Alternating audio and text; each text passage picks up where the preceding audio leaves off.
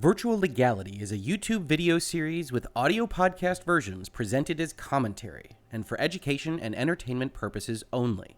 It does not constitute legal advice and does not create an attorney-client relationship. If you have legal questions about the topics discussed, please consult your own legal counsel. Honestly, you don't want to be taking generic legal advice from a YouTube channel or podcast in any event. On with the show.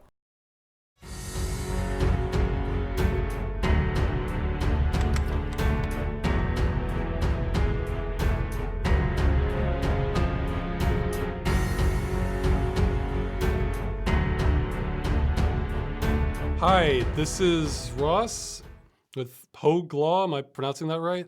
Yep, it's Hoeg. Long O. Hoeg Law posted a video analyzing my games as a service as fraud video, and it said some things I thought were on the money and some things I thought weren't. So we're having sort of a response to the response now. And I'm not even sure where this is going to get posted, but we'll link to it when it does. Oh, yeah, and Hoeg Law wanted to give a disclaimer. This is for entertainment purposes only. Nobody should consider this formal legal advice, and he can add That's anything. right. Nobody's my client on this. Nobody's my client. And hopefully we can have a friendly discussion because I never want to misconstrue anybody's positions. Absolutely. Yeah, well, hey, you know what? We're civil people on this either way, even though I think we may have some pretty big differences in part of it. Sure. But yeah, okay, so we're going to start off with the easy stuff first, I think. Well, okay, this part actually is a disagreement, but I think it's a fair disagreement. Okay. Just in the intro. Yeah, you'll have to watch the videos if you want to get the full context. It's only but 3 hours, right? Yeah, but we'll try to fill people in here. In the intro, Hoeg had issues with how I was defining games as a service and thought my approach wasn't the best because I was alienating people and wasn't encompassing maybe as much as I should. Is that about right? Or do you want to add something there? Yeah, I think broad perspectively, and this might be a bigger issue that we wind up talking about. One of the things that I wanted to get across in my video is that I'm generally amenable to your position that games aren't being protected enough and we're not going to have them in the way that we've enjoyed them in the past. But in general, from a kind of rhetorical perspective, I prefer to take a more positivistic approach. And what my objection, if any, at the beginning of your video was to the definition of gas that you proposed as a negative definition. I think that what you wound up saying was that it was essentially defined by the fact that the companies were withholding the function to play them. I think that's where your definition wound up. Is that about right? Yeah, about like that. Yeah, and I had just suggested that you can, I'm not saying that that's wrong necessarily, although I think that a more kind of neutral position to describe games as a service would be to say that they are games that require this outside function. And you get to that point later on in the video when you talk about the brain and the body. And I thought that was fine. I just think from a rhetorical perspective, when you're putting forth the definition, I look at that and I'm already, as I said, in general, on your side of the spectrum on this, and looked at it and said, okay, you steal a base. You go one step too far there, because now I'm looking at that and saying, well, that's a very negative way of portraying games as a service. Yeah, and just a quick disclaimer on my part. I wanted to say that when I said games as a service is fraud, that was me operating with the best information I had available at the time. Sure. So that wasn't me trying to incite things. Since then, I think it seems pretty clear to me there's not a legal case for that, but we'll get to that in a second. So I'm fully willing to admit that I'm wrong at something. But yeah, let me just explain my perspective on the intro. Absolutely. Pretend you're a restaurant reviewer. Okay, you go into the restaurant, atmosphere is nice lighting. They have live music, it's pretty good. The waiter comes, good service, the drinks are good. You get your food, salad was good, the steak has maggots in it, there's dessert that was tasty, and the prices are reasonable. When you're writing your review, what part of that are you gonna lead with? See, to me, it's like one of those just completely overpowers all the other aspects of it to me. See, I mean, I made it as it was kind of a half joke in my video where I showed the book burning. Sure. Because honestly, when I see a game that like, wow, I can just see the value in this from a creative or art perspective. And then, this is destroyed and just, well, you issues my definition. This is probably gone forever. We'll put it like that. Yeah. That's a fair. And to me, that's the part that just jumps out immediately. So that's the perspective I was looking at. And yeah, you're right. That is a negative view because to me, that's I can't ignore that. And really, if that aspect wasn't true of games as a service, I wouldn't have even made the video. I mean, sure. I think it's a devil's advocacy position for me, and not entirely a devil's advocacy position, because I do enjoy some of these games on the games as a service spectrum. I think I mentioned in my video, I wound up playing a significant amount of Destiny and Division, and I like those games quite a lot. And I look at a definition like that and say, okay, I think it ignores the fact that there are arguments to say that this is a new type of game and that there are things that are presented in the games as a service model that couldn't exist without that server call. And so when it's defined as the only thing that makes it games as a service is the fact that the companies are withholding, that particular word is very negative in that context. And you double down on it later in the video where you suggest that this is by choice and not, it's not a necessity that this happens. I look at it and say, I'm in agreement with you that it's going to bother me that we're not going to be able to play some of these games that we're enjoying right now later on. But I do think the industry is still figuring out exactly what it looks like for this new model of game. And there are things that they are doing in this new model that aren't possible without a centralized server call. Yeah, I guess I don't want to get too much in the debate portion yet. I would just say that sure. I do agree with that statement, but I also think that I was trying to show in the video that the things that they do not also require them to make them completely inoperable upon shutdown, if you see what I mean. Like, yes, you do need the central server for some elements of the game, but that doesn't also require having no end of life plan, if you see my logic. Right, and I might be objecting a little bit too strongly to essentially the word withholding, which as I'm watching your video and I'm reacting to it, I see as essentially going on the word fraudulent, a fake kind of call. They're withholding. They don't need to do this thing that the game could otherwise operate completely on your client, and they're faking these kinds of things. And just for the record, when we talk about like DRM, where you have to call home just to verify that you're not a pirated copy, I entirely agree that you can break those. I think for the most part, the Library of Congress agrees that you can break those. When there's actual functionality, I think withholding is just taking one extra base when it's not necessary to make your point at the front end. Well, again, it's for the restaurant. No, absolutely. You're absolutely right. I am ignoring all that other elements. Well, not ignoring, but I guess trivializing. I guess you're skipping to the maggoty steak. Yeah, I really am. That's that from my perspective. So I just wanted you to understand my view on that. Of course. So I get your view. So I didn't think this was like a part really kind of worthy of debate. I just wanted to. Sure. That. Okay. Next, I want to move on. Do you have the legal analysis of Deliciou's post? Yeah. That's not okay. Now I should say that I'm not qualified to really judge what's accurate or not with the law. But what I can do is I can look at someone's legal argument and kind of follow the logic and reasoning from that.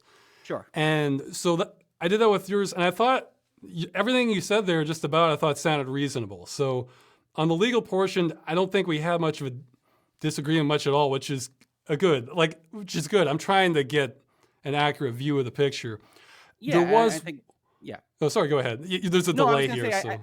This stuff is tricky, and I think that the post you used kind of shows how tricky it is. I think the argument you made shows how tricky it is. I think what I said about what the law is, as best I can tell, shows how tricky it is.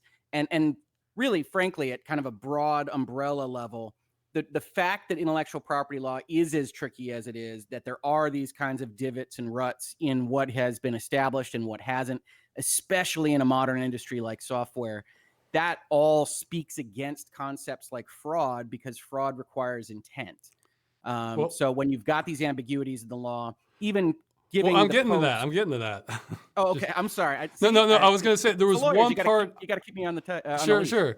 Yeah, and we may interrupt each other by accident. There's a delay here because we're like 6 hours apart time zone wise. So Sure. No, and all I wanted to say was, yeah, I mean, I think you even found while you were doing the video, the title of that post kind of gave away the game a little bit. Obviously, coming from a very specific perspective, that's fine. Well, hey, it sounds like I got it wrong, so it's fair to criticize that part. I mean, if I get the title wrong, I should be called out on that. So, well, it's one of those areas where I think what you are correctly identifying is a business practice that can be objected to.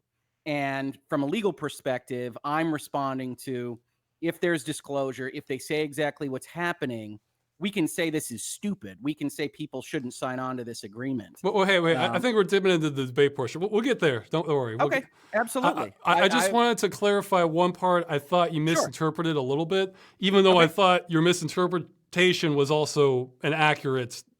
There's nothing wrong with the misinterpretation. It just wasn't quite the mark. I was saying. Okay. It sounded like you were claiming I was claiming this was fraud against the customer. That actually wasn't my argument. I think they're doing wrong by the customer, but that part's more debatable. But I was claiming fraud basically against the governing body. Like, okay, I'll try to think. Like, okay, I think the EULA clearly establishes it's not fraud against the customer because they're telling you up front this could end at any time. Right? So, no, I agree. That's not, the deception isn't there overtly. I mean, maybe on a really subtle level, but nothing I would think would rise to. However, my argument, which again could be flawed, so I'm just explaining where I was coming from on the video, was that if they're selling this essentially as a service, well, in practice, if it's a service, but legally it's a good, I thought that might be fraudulent behavior towards the government. Like, before you dismantle it, let me ask you. Pretend I say I'm selling shoes. Like I get a business license. That's how I file my taxes, everything. Sure. And inside the shoe box, there aren't actually shoes. There's a ticket that says you're entitled to a shoe rental for an indeterminate amount of time. And it says that on the outside of the box, like these are shoe rentals. But everything I report to the government says I am selling shoes, when the reality is the customers I'm running a rental service. Would there be anything illegal about that necessarily, or perhaps run conflict with any laws? Well, in terms of the caveats that we gave at the front of this video, the one thing I would say is obviously I'm a United States attorney. And one of the things that was pointed out in the post that you went over is that there are other laws in other jurisdictions. But in terms of the United States, just the U.S. For the most part, the reporting that you're making outside of fully regulated industries, doctors and things like that, are going to be tax related. So it's possible there could be an issue that you improperly mischaracterized what's happening in terms of the transactions, but it would be a very light type of obligation, and I wouldn't actually expect there to be a significant issue there because your tax liability is going to be similar in either circumstance. So when you talk about fraud on the governing body, it doesn't rise to that level. Yeah, we don't really have necessarily a governing body that's looking out over all these things. What we do have is the Federal Trade Commission, which under the Federal Trade Act is essentially responsible for making sure there aren't unfair or deceptive practices, but mostly it's concerned not really with fraud on the government in some respect, but making sure consumers are protected. Right. So everything in the United I just want to clear that up because I wasn't actually saying they're being fraudulent to the customer in any overt way, but like actually I thought of sort of an analogy, like on your taxes, like if you're self-employed, you have to put your occupation. Let's say I'm like I put down basket weaver, but really in reality I'm making clay pots. But I'm not putting any deductions for clay materials or anything. But so it's like, yes, I'm not being factually accurate, but that may not rise to a level that really matters. Yeah, I would say it's possible. And just listening to that analogy and what we're talking about vis-a-vis goods versus services in terms of reporting to the government, I suspect it's going to be largely immaterial. Okay. To that question. And I think the reason that I didn't see that perspective is it's not something that I consider when we're talking about fraud and deception. It's not really a concept that's terribly common to consider kind of Yeah. See, fraud on the government. I thought maybe that, well, from that post, see, again, with logic, it's only as good as your assumed truths. Sure. So I was kind of working off that. I thought, oh, this might have teeth. Yeah. It might still have teeth in other countries, but it sounds like not in USA. No, and Europe and Australia, and I think you get at the end of the video that other jurisdictions might be a more effective vanguard for this kind of stuff. I think that's absolutely the truth. I think you described the U.S. as hard mode a couple times. Oh yeah. And yeah, I said in my video, the United States is by far the strongest jurisdiction for freedom of contract, but that makes it hard mode for your purposes of your analysis. Oh yeah. Well, that was the only part I thought it wasn't quite on the mark in the legal analysis. Sure. So Sure. Before we get to the more kind of conceptual stuff, I had a few questions from legal ones. Let's see. Yeah, if I can answer them, I'm happy to. Okay, we already got one here. It's about the goods and services. Oh yeah, okay. You were around for the deep dive Leonard French did as a response to my video also? Yeah, I was in chat. I thought he did a good job going over some stuff. Absolutely. Yeah, okay. Well, one point there, I didn't quite get. Maybe you can kind of clear it up for me. With all fairness, I felt like sometimes they were kind of answering a different question than I asked. We're known for that in law as well. Okay, well here, let me ask. Some of the people in chat, some of the people in that, I don't know if you're on this side or not, they were saying, let's say a game company, let's say it's something like The Culling 2, where they launched the game, it was up for a week and a half, and they said, nope, they took it down. Now, they gave refunds to everybody, but say, like they didn't, they decided, no, you know what, you still have your game client, so we're not giving refunds. Yeah. They were, even in the chat, they were saying that was fraud. Would you agree with, or that sounds like it could be fraud? Would you agree with that statement? Yeah, it does sound like it could be fraud. Okay. And the reason it does is when we're talking about a fraud question, the question is kind of the mental state of the seller. And if something is going to close in a week and a half, you can start to imply that they knew that was the case before they started selling the product. Right. And that wouldn't be the reasonable expectation of a purchaser. And we can start, I think, as you pointed out in that chat, well, where's the reasonable expectation line? The law is not going to settle that. It's going to say, we know it when we see it. And a week and a half is definitely shorter than what a reasonable third party would expect. And so once that's the case, you can start to look at, okay, what did the company know when it hit the button on Steam and said, we're selling? And if it knew that, hey, we don't have enough money, or we don't have enough capacity, or the thing doesn't work, or whatever it is that went into that product, and we know we're going to have to close in a week and a half, that maybe that was fraud because they were selling something that they knew they couldn't really service. Well, what if we found out that they just didn't know they underestimated the cost of running the server, and they realized they couldn't keep operating? Would that kind of get them out of the hook? Fraud is an intent crime. So if it's just the case that these are some naive guys, they had it put in place, and when they hit the button on Steam, it was more popular or more logistically impossible than they thought it would be, and the thing just crashed, then they could potentially keep the money.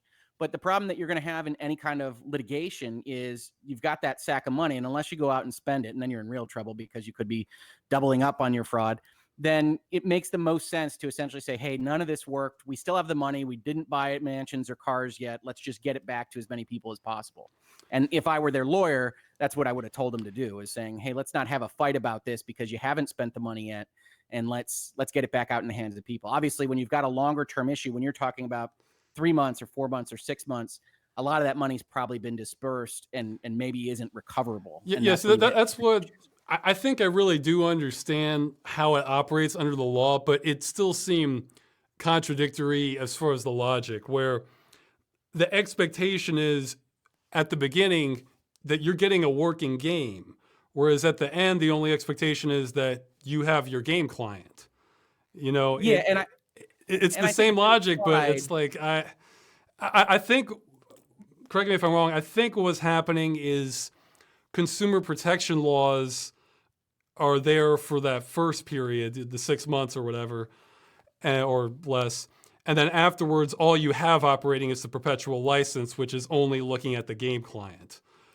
However, the logic, it's like it does a 180. I mean, just from looking at the arguments behind it, that's what kind of stood out to me. But Right, because again, the nexus for what we're analyzing is the intent and the thought process of the company and the people making the sale. So when you talk about consumer protection laws, they have a lot of rules in them, and they vary by state and they vary by jurisdiction. But you could break down most of the rules is thou shalt not lie, thou shalt not mislead. And if you've got a situation where you put a game up for market and you take it down within a week or within 2 weeks, it's much easier to make the claim in court or in arbitration or wherever that says they must have been lying because nobody's this stupid. Whereas you get further and further from the point of sale, it becomes harder and harder to make that inference and makes it harder and harder to make that claim. Yeah, I guess the point is, though, there's the expectation under those laws for a working product, I guess.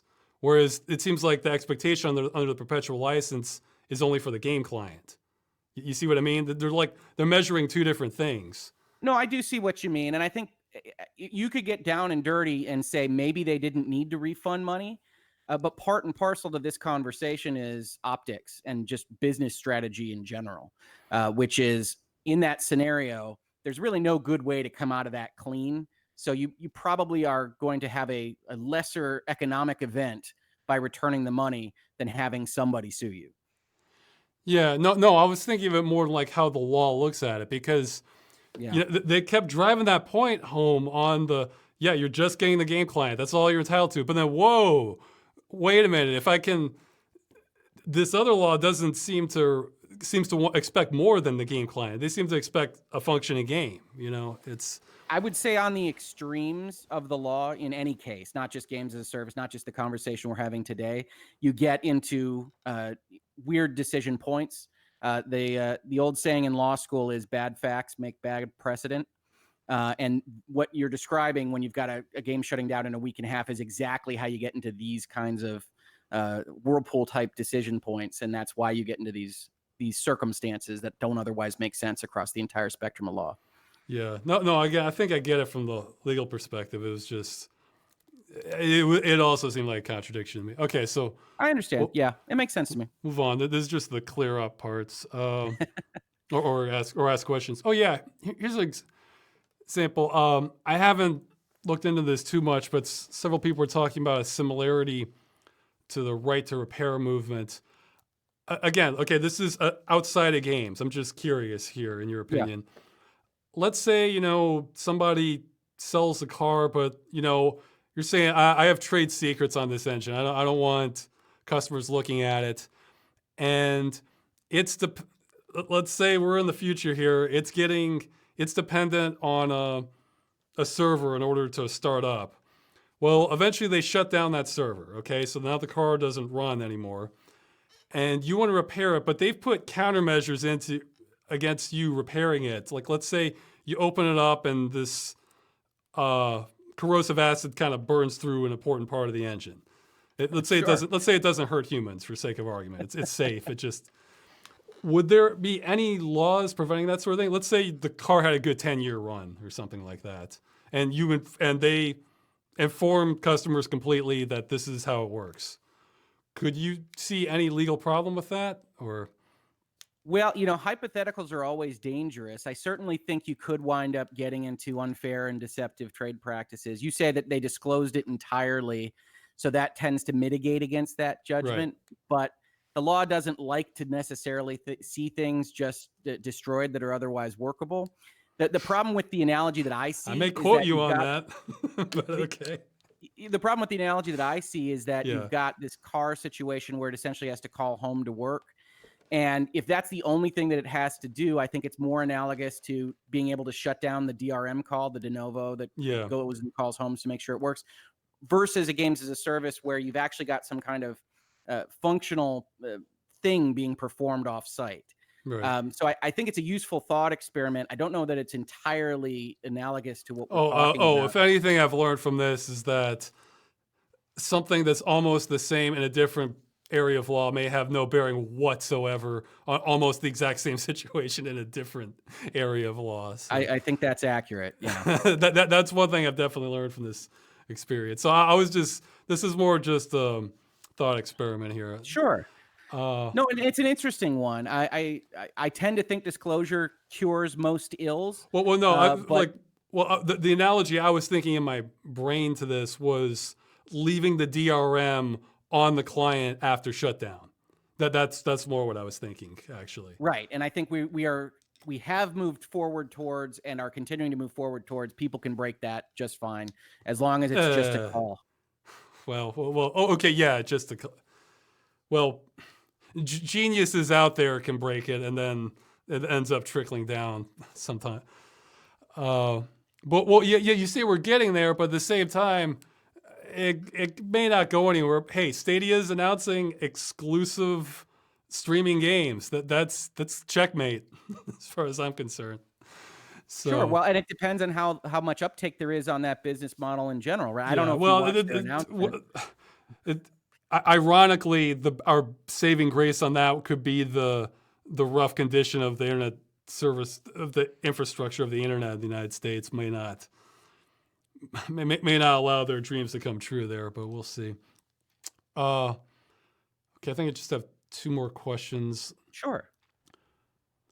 Oh yeah, did you, from a legal perspective, on that minimum effort plan I listed, Yeah. if the company decided, yeah, we want to do this, did you see any problems with that legally if it was voluntarily? If the company wants to do it, absolutely none whatsoever. I think I got a number of comments on my video that were talking about times when people had done that, had released server code or otherwise run. Oh no, this is even less than that. This is just removing the encryption, releasing like the packet or protocol documentation they have on hand, and that's kind of it. It's well, fundamentally, copyright is a property right that's held by the people that make the intellectual property. So they can, if they want to dispose of it for free or with certain restrictions and not others, absolutely they can do what they want with it. Yeah, but because there was some confusion for people in that part where I was trying to explain that even if there's third-party middleware that they're using, this isn't revealing their code.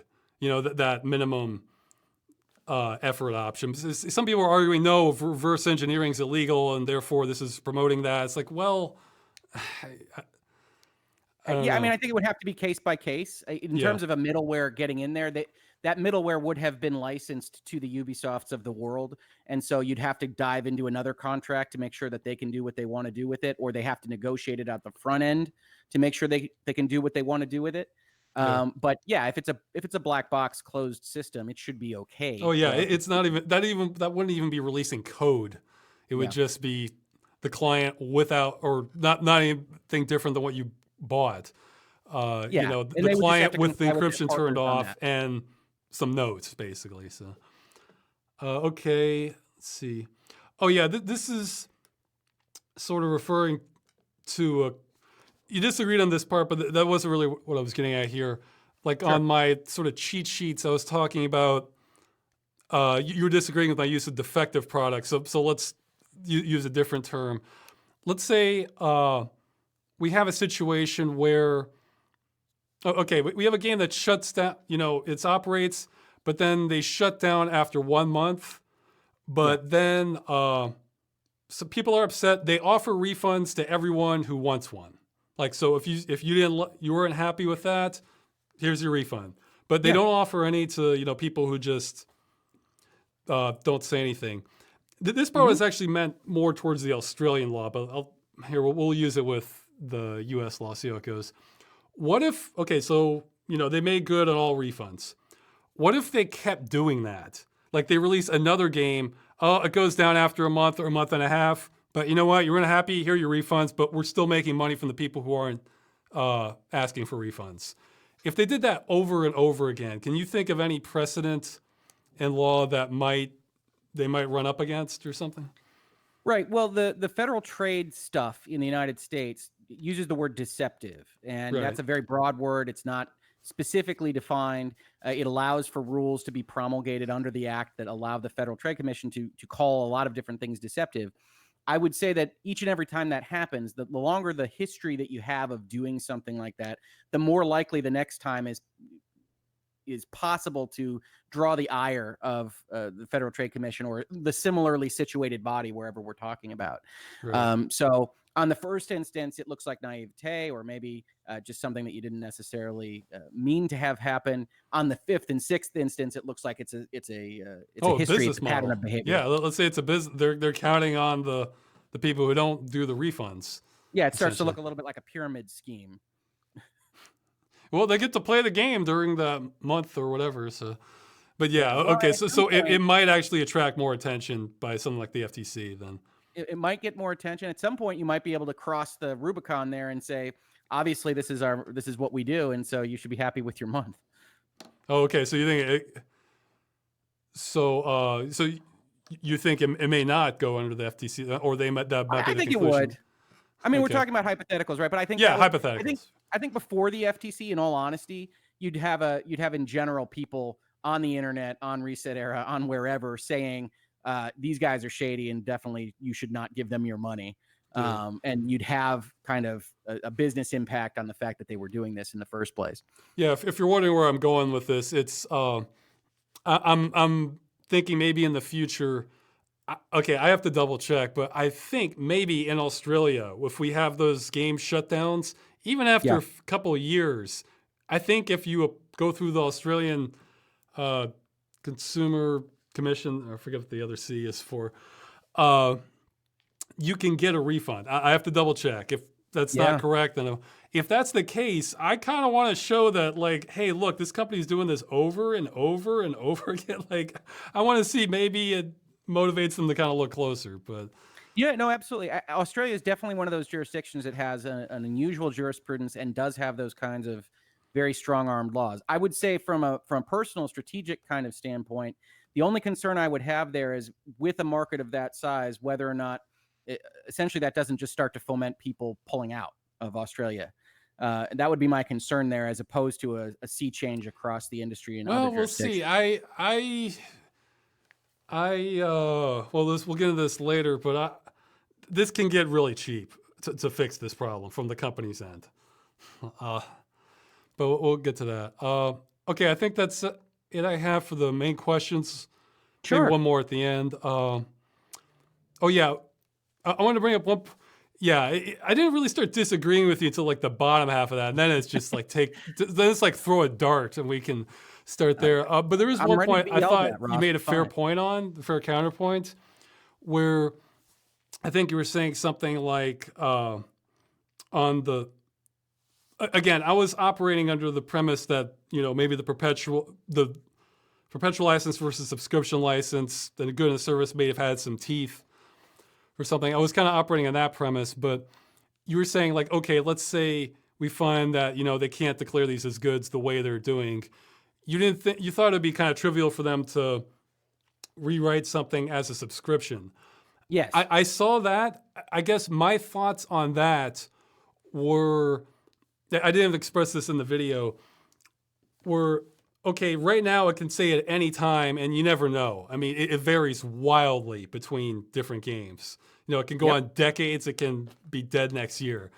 Yep. But if they had to put down, I think you were saying like 5 years or something, I think there's two reasons they wouldn't want to do that. The first is if the game is a flop, that's money out of their pocket. They don't want to support that for 5 years. And now they have to, so this would kind of discourage. I don't think they want the service model for that. But on the other hand, let's say, we're only going to support this for 2 years. Well, then that might word on that might get out for people who look at the EULAs and that's in the game price. Now all of a sudden that looks bad. Oh, their game is only going to run 2 years. Why would I spend money on that? See, this is just a psychology thing. Sure. Even though even though the game may end up running, they have plans for longer, the fact that they're only guaranteeing the 2 years, that's put that idea in people's heads now, like, oh, this is going to die. Like, well, I don't want to put my money into this, some people. So I think that could harm sales some. That's what I was thinking. But you're right. I could be unimaginative with what they could pull off. Like, Like Yeah, we could if do you a were lot a of company, contracts. if you were a company and you had to declare something like the division as a service, how would you do it so that you can kind of make it win-win for you?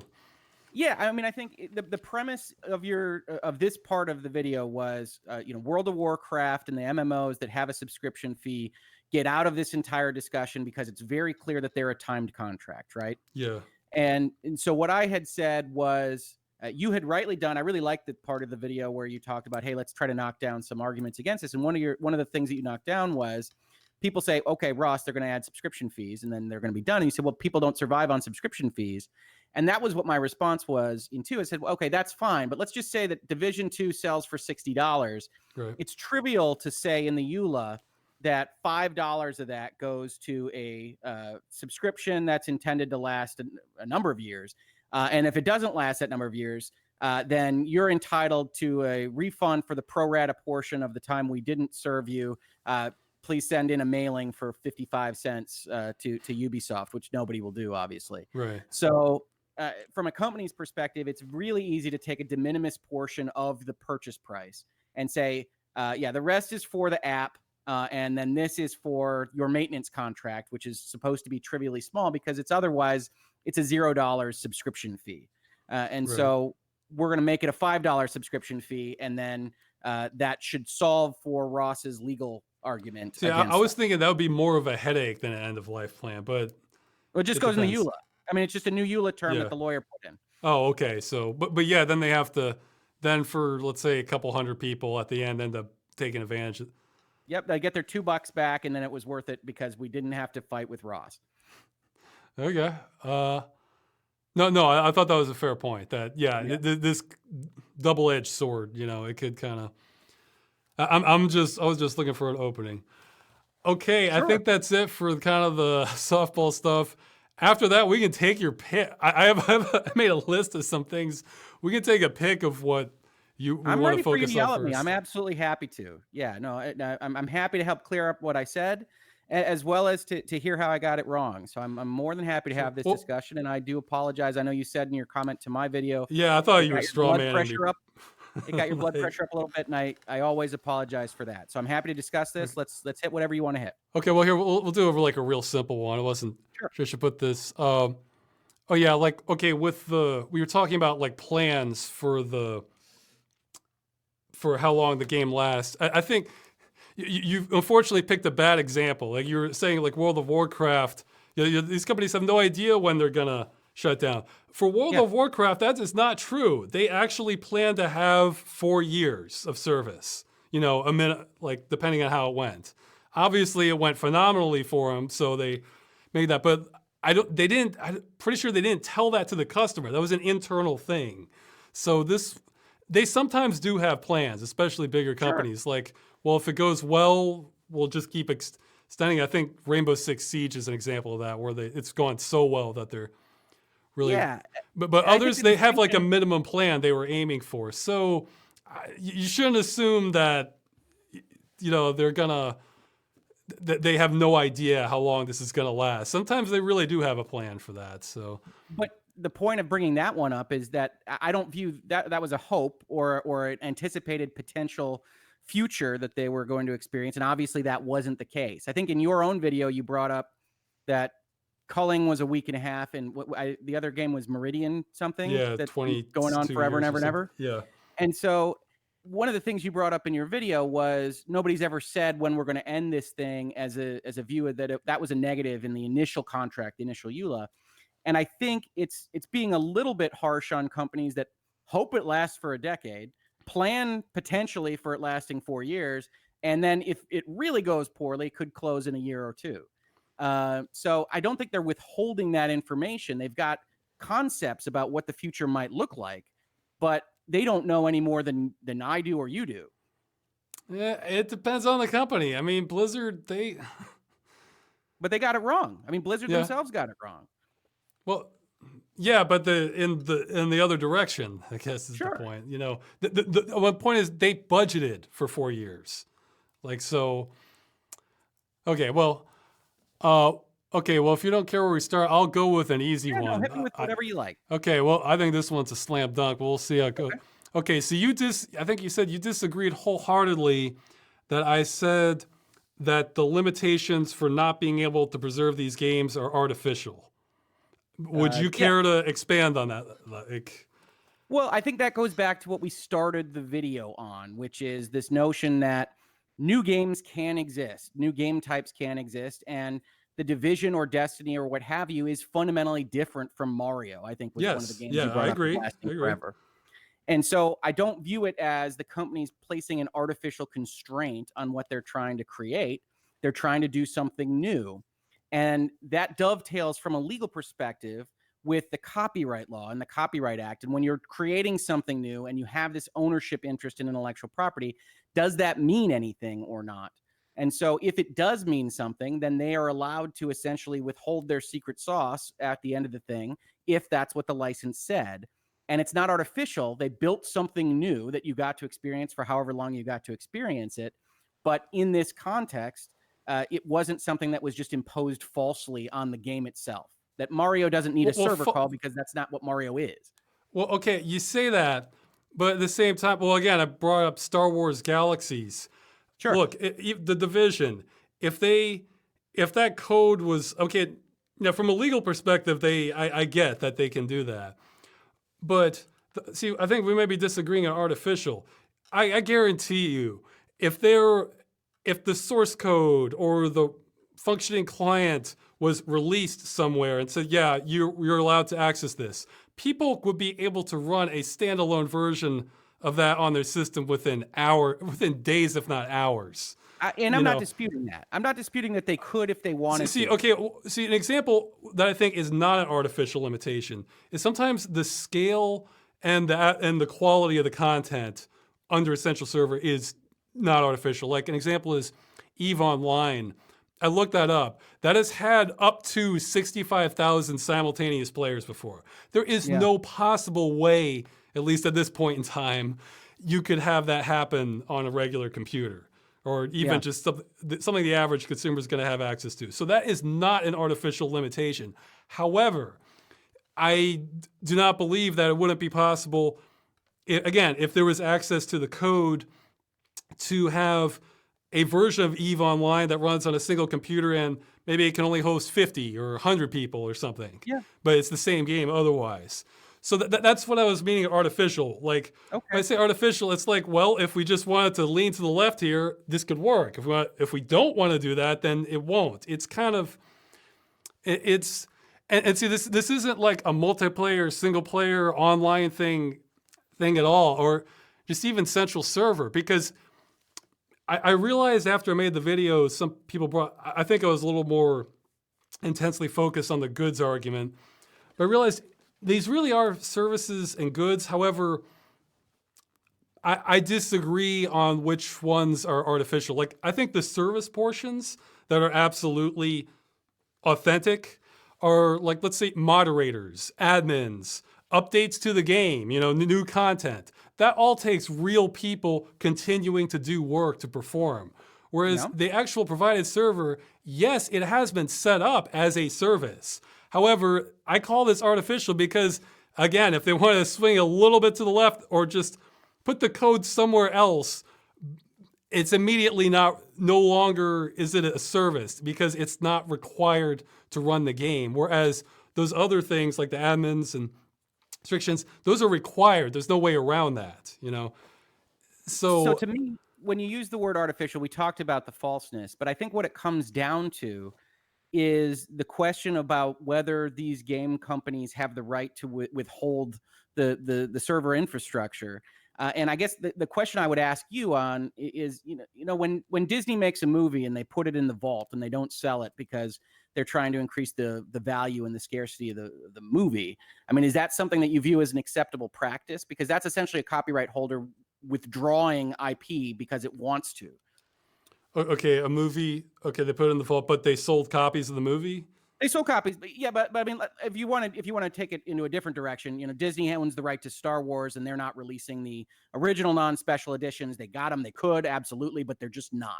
Well, no, because that takes more work on their part. I mean, like clearly. More work on their part. I mean, it's and the other thing is, those got preserved one way or the other. with the Star, or I think, you well, always maybe jump not on for the the Star variable Wars. I don't cost know. question, and I think the variable cost question is interesting and it's useful. And you're right that it might be low in certain circumstances or in most circumstances. Like, I But I was think, saying there are other reasons that a copyright holder could want to withhold intellectual property from the market.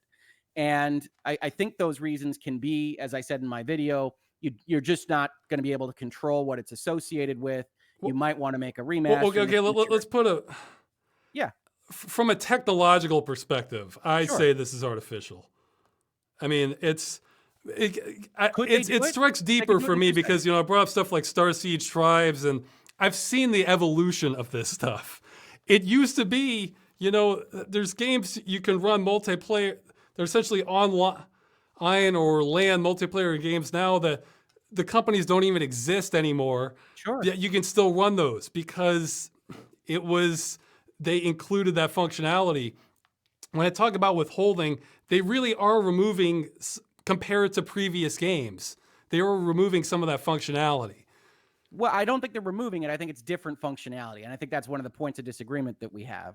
When I can run a server emulator I've seen too many server emulators to believe that, because it's like when they get that code, people just devour it like piranhas to get it working because they're desperate for this stuff. I mean, that's true. I don't blame them. I mean, the one thing I would love to communicate is that I agree with you. I have a video on my Virtual Legality series that talks about the fact, I call it the war for gaming's future, that we need to have a better system in place for preserving this stuff. I just don't agree with you that the law is the right way to go about the attack.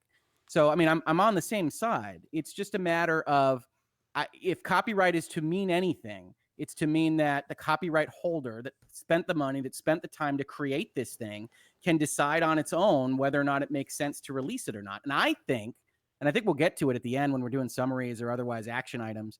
I think that there is an avenue to go and say, let's have a certification body, or let's have something where we can get Ubisoft or Electronic Arts or Activision to say, we get a button, we get a symbol, we get a badge on it that says we've promised to put our source code in escrow for the servers, and it'll be released if this thing ever goes down, and you can be guaranteed that you're going to have access to this product, and make that a point of sale and use that as leverage across the business community. But I think the law is a poor weapon on this particular front. I agree from a practical. I'm learning. I agree from a practical standpoint. Like, I'll say that it's a poor, in the United States, it certainly seems like a poor weapon. In concept, I would say no. Well, here we can get into sure. Let's see what. So I'm just trying to decide which category this falls under more on my list. Well, okay. Here, one phrase. Well, this one was layered, so we'll see. You were repeating, like, you were saying my argument was I don't like it, therefore it should be illegal.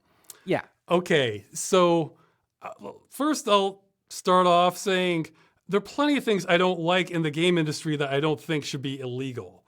Like, you mentioned, like let's say DRM, DLC cut up instead of expansions. Sure.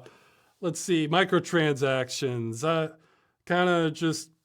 I don't know. There's all sorts of little things. You can keep going. I think the modern state of the industry. Yeah, or loot boxes stuff. I don't really care for any of that, but I also feel like that doesn't. I respect somebody's right to make a bad game. Or I see that. Do you respect the right of someone to purchase the bad game, to purchase the low percentage loot box, or to purchase the game with a license like the one I examined in my video and that you talked about, where you've got Ubisoft saying we can do whatever we want, we can turn it off tomorrow. And I said in my video, if it were my client, if I were talking about a commercial transaction, I would never allow anybody to sign this thing. That being said, I own a copy of the Division 2. So it's one of those situations where you say, if you talk about making something illegal, if you talk about increasing regulatory burden, you are essentially saying Tom and Dick and Harry and whoever want to enter into this license and maybe don't care as much as you do about preservation or about the topics we're discussing on this video, then they shouldn't be allowed to do so. And that's where I object. I guess, yeah, okay, this is layered, so I'm trying to think of Okay, so like what there is the concept of ownership though in games. Like there's a long precedent of this. And you look at the percentage of games like this used to be possible on versus it. See, I feel like that really crosses a line because, okay, you know what? I don't like those practices. So I either won't buy the game or you know what? I decide the game's still good enough, even with all that junk that I don't like. I still want to play it. Yeah. But it's like with games as a service, when they do the shutdown, it's like, well, wait a minute. I like this game. I paid for this game. And now it is impossible for me to ever play it again. That seems, there's not a lot of similarities to that in other media without limitations or, you know, just in general goods, which countries are declaring these the goods. I mean, this is, it starts to feel like, hey, maybe this isn't right under a legal sense, but you disagree or? I do, but not necessarily with a general consternation about the future of media. I think one of the things I said in my video is I took a look at the terms and conditions for Vudu, which is the streaming service that Walmart owns, and it's where I Right. mostly watch my movies. And if you look at that, when you quote unquote purchase a movie on Vudu, it says very specifically, you have an unlimited license to view the movie that you purchased until we shut down Vudu. And that's what it says. And so from a legal perspective, you put money into Vudu, you're being kind of dumb, and I can tell you this from as a person who's put in a ton of money into Vudu, because if Vudu goes away, they've basically washed their hands of any obligation to you in the future. You're essentially saying, as long as Vudu exists, I'm allowed to watch this movie, and if it doesn't, then I'm not. And games are in a similar boat, and I think you are absolutely well within your rights, and I back you on you telling people, hey, look at the terms of this arrangement. This is stupid. And you shouldn't enter into these things. But if you can't convince them, and if the other 10 million people say it's fine with them, I Okay, say, yeah, okay, let's jump into that part then. okay. 10 million people saying it's fine with them. I think you're mixing up a concept of a vote for something versus tolerating something that they do not want. But like, I think I brought this up in that other chat. You know, child labor used to be legal. And, you know they work in the coal mines because they get in the shafts that other miners couldn't. Are you saying that because people bought coal in the winter, like that's their approval of this practice, or they just didn't want to freeze? I mean, you see, or Well, like, or more recently, like we had the Bell monopoly, you know, going on. Are you saying, oh, these people approve of Bell's practices, and that, or they want to make phone calls, and this is the only way to do it? You see what well, I I mean? think you can advocate for change, and I think that's great. I think that what I would say in terms of describing that circumstance is the whatever issues they might have with games as a service or the license concept, they don't go over the value of whatever they think the experience is going to be with the video game, right? So you're right to call me out on saying that that's entirely a vote for the practice, because as I said, I'm with Yeah, you. I mean And I that's own all these no games. indicator of popular. Okay, look at it this way. I made this video. I spent over an hour talking about the law or related Sure. to it. It's ended up being the second biggest video on my channel that I've made. I hit a nerve, and you know what? They have those thumbs up, thumbs downs. I think it's like at 97% thumbs up. Yeah. I hit a nerve. That's because I hit a nerve. I People thumbed do up it, not by the way. like this practice, all right? They like the things you mentioned in games of a service, or some of them, you know, like the, Yeah. hey, connect with your friends, or have a bunch of people on the server and some server. They like that aspect. I think in terms of, you kept saying this is popular. Well, this is popular. No, this really is not popular. It's kind of a hostage situation. I think the only Maybe. reason the only way you could argue this is popular is if there was a functional equivalent without this, yet people still went to the version that had this. Well, you might be right, although I would say that you're making the same assumption that you rightfully are accusing me of, which is saying you're saying that it's not popular, essentially on assumption of what people believe about this practice. I'm with you. I don't like the practice. I still buy the game. So your point is well taken. but what I'm saying is that the value proposition of the game exceeds whatever concerns people might have about the practice, and that's worth noting. And I think the right place to make a change on this, and you did have a call to action on the end of your video to talk about people and what they would advocate for making a change, is to change those hearts and minds to make the value proposition higher, that this matters more than the purity of the game. And I think when we talk about examples of that, we did see that with loot boxes in EA in 2017, which I brought up in my video, which is there was an outpouring, a groundswell of people that were just pissed about the practice, and you saw EA immediately strip it out. I guess how far do you take that kind of reasoning though? Like, because again, I mentioned, okay, this obviously is more extreme, but like the coal mine. So you think consumer advocacy should have solved like the child labor issue and not laws? Well, I mean, I think in general, consumer advocacy led to the kind of economic due process cases and everything that happened back in the 1920s and on in America. We can go over Supreme Court precedent if you want. That would be a fun video. But I think in general, you have to get that groundswell. For the most part, even if we're talking about Supreme Court cases, there is a popular movement that is associated with any kind of change in precedential law, even if it's reinterpreting existing law. So what I'm saying is, I think you've got a great start. One of the comments that I had to your video that I don't think made it into mine was you talk about the fact that you don't have, I think you say you're not a billionaire and you don't have a lobbying firm or something along those lines. And I was looking at your numbers, and I think 500,000 views, and I think it's probably up above that by now, and more power to you, is the way things are changing now in modern society. You've got a much better platform, frankly, than a lot of folks to make a change in hearts and minds, to push for a certification body, to push for these kinds of things. At bare minimum, I'm totally amenable to the fact, and I don't know that you brought this up, and maybe you'll bring it up later, of, hey, the fact that it's in the EULA, the fact that it's on the back of the box, it's in pretty small type, and maybe you don't know going in that this kind of thing can happen. We need a bigger icon. We need a better disclosure. I'm entirely in favor of something like that as well. So I think you're selling yourself short a little bit in terms of what you can do with hearts and minds when you do have your second most popular video on your site. But okay. Here, let me make a statement here. Sure. I think I mentioned this on the on the Leonard French analysis.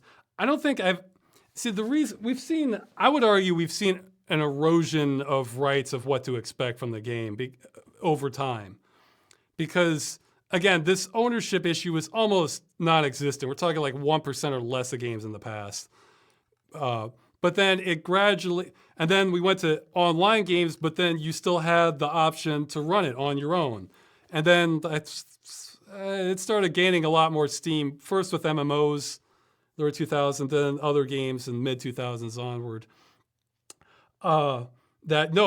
When this shuts down, you have no way to play the game.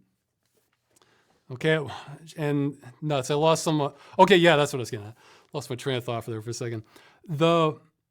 During this time, I've kind of seen this kind of just go in one direction. I have a theory, and that I've never seen like a vote with your wallet approach to things work if the game is also good. Like if the game is great, I've found that people will tolerate anything. And see, that takes you to different territory. Like let's say again, it's like a value proposition that you're talking. Okay, that's a fair counter argument. However, if you're looking at the long term, this becomes a value-based question because you're also discounting everyone in the future's vote. If you see what I'm saying, like some of my favorite movies were made before I was born, and only because there were efforts towards preservation do I get like any input on that now. Yeah. You see what I'm saying? So we're kind of just, it's not taking the future into consideration at all.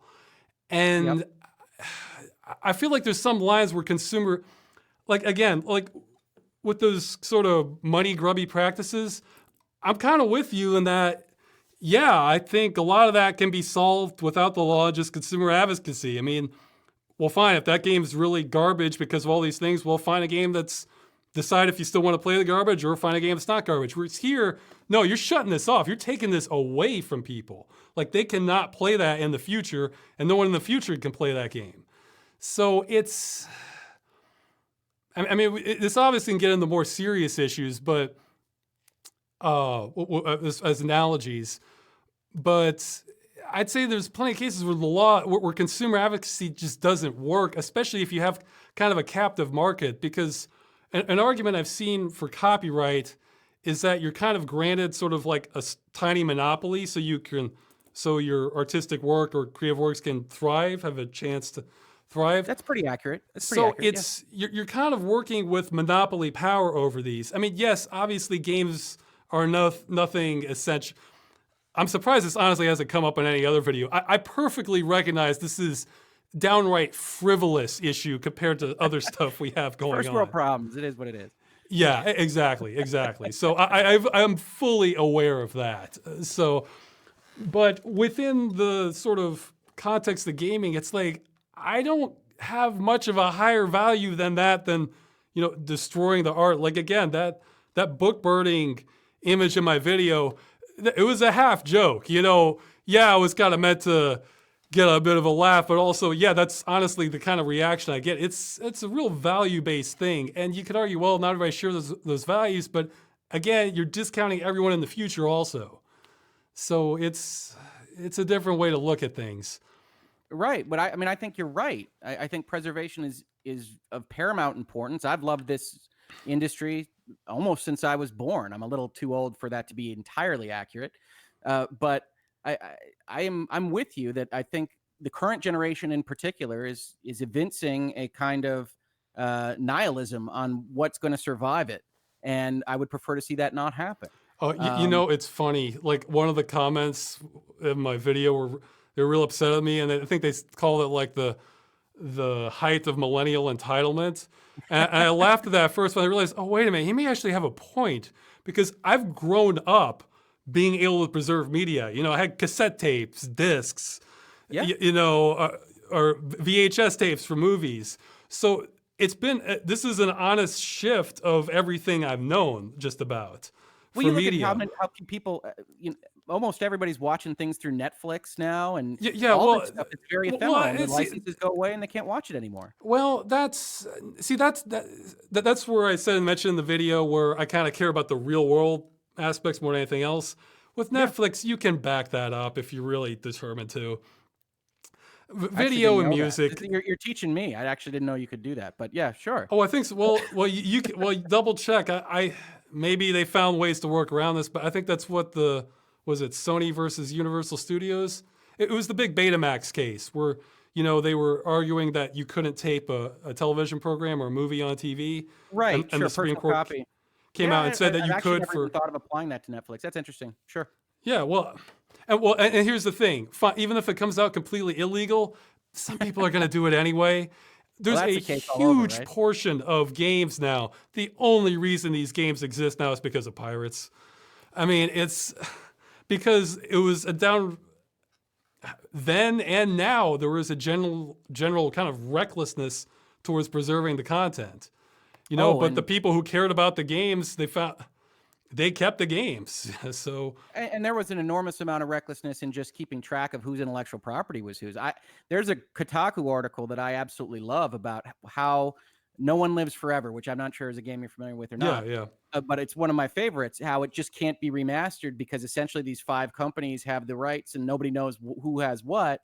And it doesn't make sense to remaster it because anybody could come out of the woodwork and sue you if it's a success. Right. And the industry has a history of not treating intellectual property rights very well. And I think that's a shame of enormous. See, that's why I think there's kind of a fail-safe. That's why I think there should be a fail-safe for these kinds of situations where you think that's a great game. Love it. The industry's never going to agree on it. That game would die, except it was released in such a fashion that is entirely preservable, if not, well, at least in the United States. It might actually be in other countries legal. If not through legal means, then through practical means that are not. See, I'm all about the end goal. Yeah, I know. This isn't what you want to hear as a lawyer here. No, it's fine. It's just I say, okay, yeah, absolutely, advocate for this. I like hearing you talk about this. I like hearing the passion. That's one of the things that I really enjoyed about your video. I think if you're going to we're entering the checkmate era though, where Look, I'm fine with companies protecting their IP and preventing piracy. It's just that at the end, man, it's like leaving a field of land. I mentioned in another video, it's like leaving a field of landmines, to defend yourself. And then once the war's over, yeah, we're done. We're not going to disarm them or leave a map or anything. We're done. I mean, I hear you.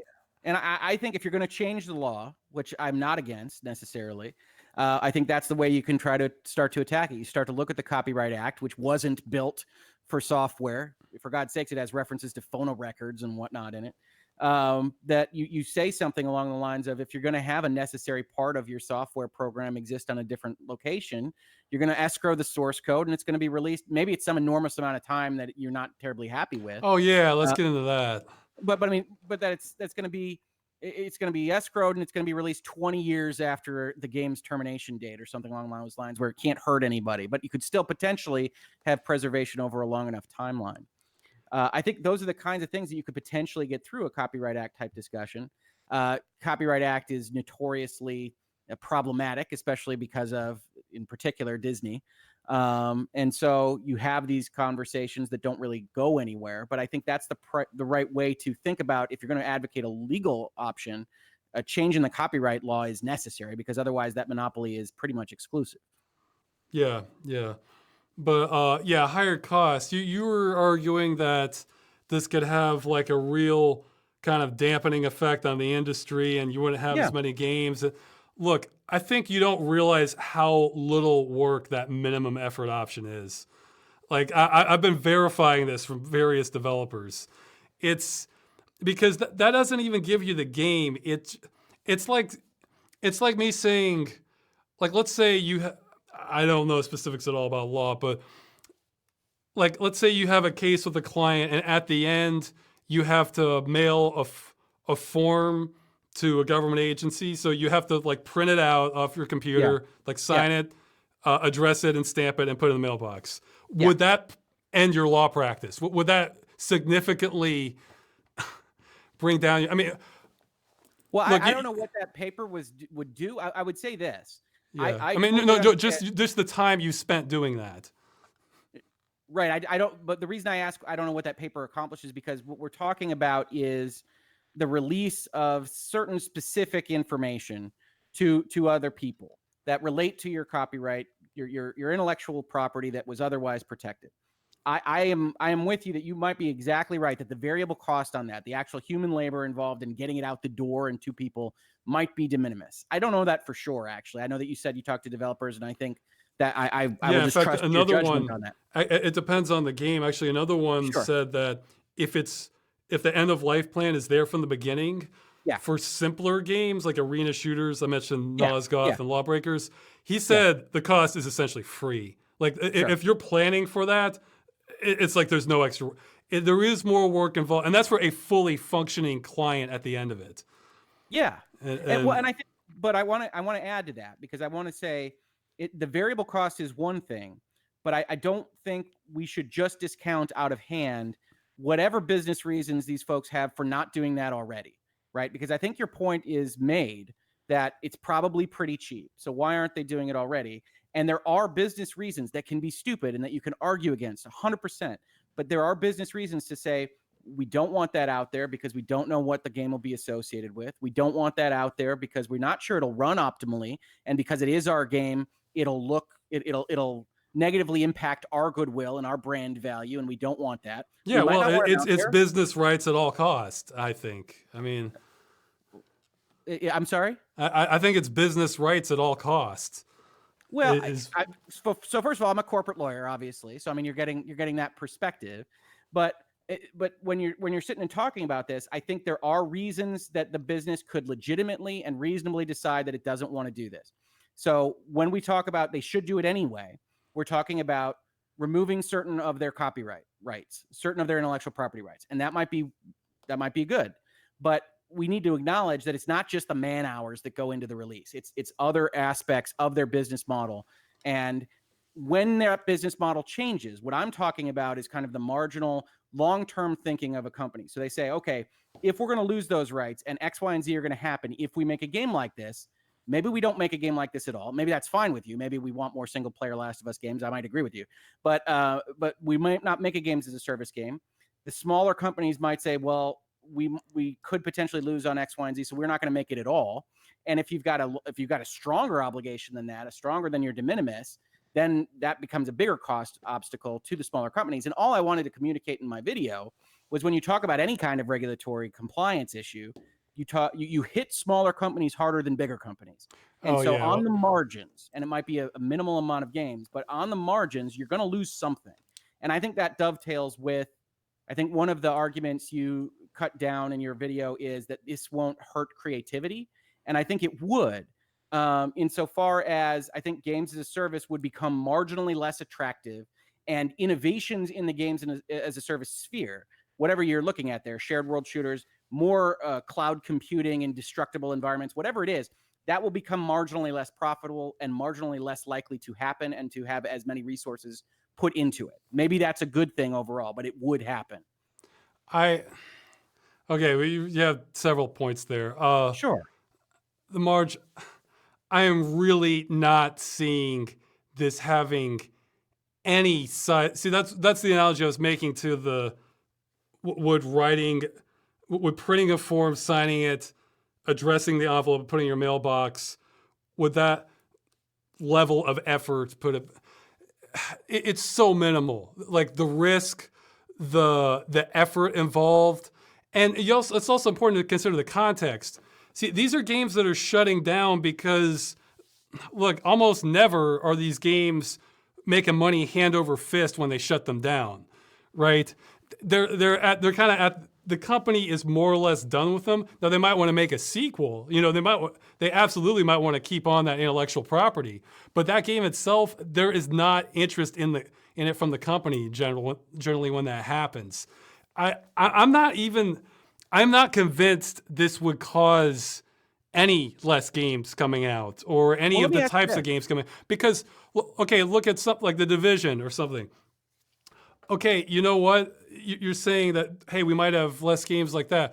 Well, that's not where they're making this end of life plan. This isn't where their costs are and where their money is coming from. They're going to make all sorts of money up front and then keeping it going with the DLC or the microtransactions. They're just making boatloads of that versus, okay, we spend, well, okay, for sake of argument, let's assume they go with that minimum effort option.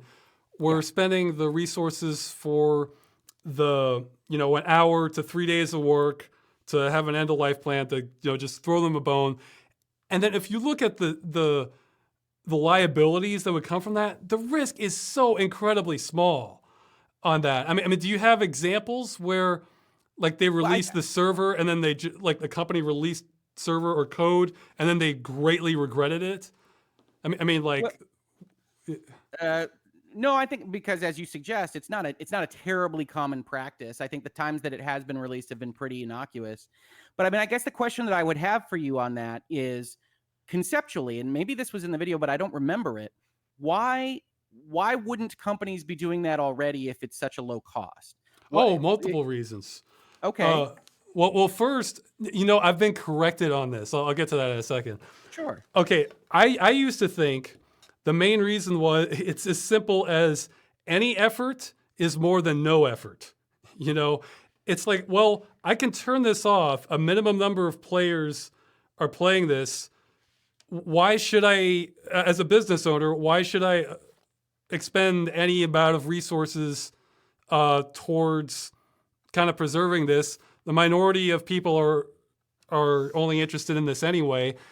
And see, I used to think it was kind of as simple as that. It's like, and hey, I talk about how minimal that risk is. You know what? You know what's better than minimum risk? No risk whatsoever. Right. So I think it's kind of like, the minimum risk of that there being anything litigious from this. Or hey, you know what? You have to tell your legal department to draft up some agreement to do this. That's hours you want them spending on making sure your newer games not cheap, Ross. You know that. What? We're just not cheap. You know that. Yeah. No, hey, I don't know what the numbers. I stand by my assertion. This would be well under 1% of the total budget. Like, well No, under. I no, don't want but to the give reason like harder numbers than that, but the reason I asked the question okay. Well, is, no. Okay. Well, oh, I'm sorry. I'll let go you ahead. finish. Well, Absolutely. okay. But since a lot of people were saying something else, which I thought was kind of mostly conspiracy theory for Okay. me, because for me, it's kind of Occam's razor. It's like, well, the people making the decisions on this aren't the diehard fans. They're just they're looking at numbers. They want, keep those, we keep liability to nothing. We keep cost to nothing. Why should I do something else? Or, even if they're offering money, it's not worth our time when we could be making a multi-million-dollar game profits for our quarter rather than just making some fans wanting to pay, like, say, $10,000 to have this access or something. It's Yep. not worth our Okay. time. Yep. Okay, but the conspiracy theory that I thought, I still think, I'm still a little skeptical on this, but is they're saying, oh, well, you know what? There's time. Let's say I have, okay, we're shutting divisions. The Division 2 is out. So you know what? Soon we're going to shut down the division because, people are still lingering on a division. Those players, I bet some of them, we could get them onto the Division 2 and get a few more sales. Sure. See, to me, that would seem kind of cynical, but then this is completely unverified. So take this, this next part. A lot of people were saying that in the comments. I was skeptical about that because 2 games I've noticed, like EA shut down. They had Battleforge and Darkspore shut down. And when they did that, they had no replacements for that game in that sort of genre, like a strategy game at the time. So there was nothing to really usher people to. So, but I got an email, completely anonymous. They're claiming they work in a AAA games industry. Here, maybe I can pull up the email. They were saying something like, no, this absolutely is a deliberate and calculated act. They actually are looking at it in terms of player hours. And basically, even though that's a marginal amount of players, I suspect, the more we get off older games or intellectual property, the more that increases our odds of getting a few more sales on the newer stuff. So, preservation is the enemy in this case. So you asked why they would do that. That's the second reason. I'm more skeptical of that second part. The person, it sounded like they knew what they were talking about, but it's completely unverified. But even without that, my answer is any effort is more than no effort. But yeah, you go ahead. Sorry. No, absolutely. I appreciate you taking the time to answer the question. I actually don't think that the second part is terribly conspiratorial. I think from a business standpoint, there's always going to be a movement towards taking realized revenue and trying to move it into recurring or new revenue. So I don't doubt that. The reason I asked the question is really come from the same perspective. If there isn't a viable reason to do that, to prevent the source code or the server code from going out the door, then they should already be doing it. So it's implied just from the nature that they're not, that there's a reason that they're not. And I think chances are there are business reasons for them not doing it. And the question becomes, should they be allowed to not do that for that reason? That's why I brought up. Well, you know what it reminds me of in like an RPG, if you get a weapon that does 0.5% more damage, it's not that much more, but you'll pile it on anyway. I think it's kind of like, in the video, I mentioned the seatbelt analogy. I think that's very similar. It's the seatbelts, except I think the seatbelts probably cost more to implement. The auto industry lobbied against, against the government against making seatbelts mandatory because they did save lives. They did a lot of good, but you know what? That's a few more bucks we got to spend installing this stuff in the cars, and we don't want that. That's gonna affect our bottom line, even if it's probably not substantially. You see? Right. It's sure. And it's a good analogy. It is. I would say that the law in general takes health and safety more seriously than intellectual property. Oh yeah, and it should. Again, in no way am I arguing that this is like the most important issue. I think I would say I think this is the most important issue in gaming, except I guess employee abuse. I would have to rate that higher than this. But you mean like crunch? Yeah. Well, that's a separate topic though. But yeah, if it's an industry standard to make people work 70, 100 hours week after week, I've only had to do that a couple times. It's, It's no it's fun. torture. Yeah. But so I guess the argument, I can't make the argument there's literally no reason for companies not to do this. However, the reasons are incredibly minimal. And on the other side of that, versus destroying the game forever. So it's like, that's kind of that's kind of the choice here. Do we take the absolute bare minimum of requirements that just have minimal risk, minimal cost, or I'm convinced would not be an issue if this was part of the law and affect the gaming industry in much of a negative way at all? Like, hey, you mentioned like offloading to like streaming resources or something like that. Like, again, that could actually go into like the actual non-artificial aspects of it. Yeah, because let's say it's doing the physics and they're having 12 servers handle the physics for that, and you cannot do this on a regular machine. Well, fine. Yeah, that is a real limitation. But if you have these kinds of repair notes, maybe, in 10 years, the game's shut down, but then there's a version of that game that's been created from a server emulator where the physics aren't as good, but the rest of the game's still there. It's...